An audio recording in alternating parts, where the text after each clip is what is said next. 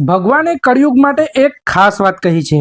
જો તમે ગૃહસ્થ જીવનમાં છો તો પણ તમે થોડો સમય ભગવાનની ભક્તિમાં સમર્પણ કરી શકો છો તો ભગવાન તમારી નૈયા પાર કરી દેશે।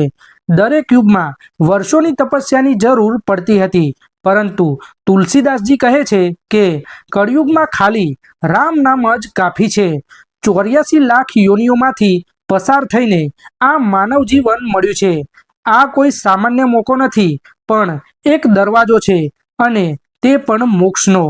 જેમ કે કોઈ આંધળો માણસ એક રૂમમાં રસ્તો શોધી રહ્યો હોય, પરંતુ ઘણા પ્રયાસો બાદ તેને દરવાજો મળી જ જાય છે। ભગવાન શ્રી રામે સ્વયં જીવીને જણાવ્યું કે પિતા જોડે કેવો વ્યવહાર હોવો જોઈએ, ભાઈ જોડે કેવો પ્રેમ હોવો જોઈએ, પત્ની જોડે કેવી મર્યાદા હોવી જોઈએ। આજે આપણે આ બધું ભલે ના કરી શકીએ, પણ ખાલી સવાર સાંજ ખાલી 2 થી 5 મિનિટ પણ ભગવાન રામનું નામ લઈએ તો આ જ કળિયુગની સર્વશ્રેષ્ઠ ભક્તિ છે।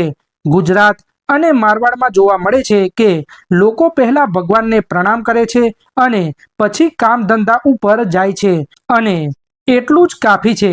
સવાર સાંજ 2-5 મિનિટ પણ રામનું નામ જપી લીધું તો જન્મ મરણના ચક્રમાંથી મુક્તિ પાકી છે। અને આ છે કળિયુગની ભક્તિ, જેમાં રામ નામ જ જીવનનો સાર છે। મિત્રો, આવા જ રોચક વિડીયો જોવા માટે અમારી ચેનલને સબસ્ક્રાઈબ અચૂકથી કરજો। ધન્યવાદ।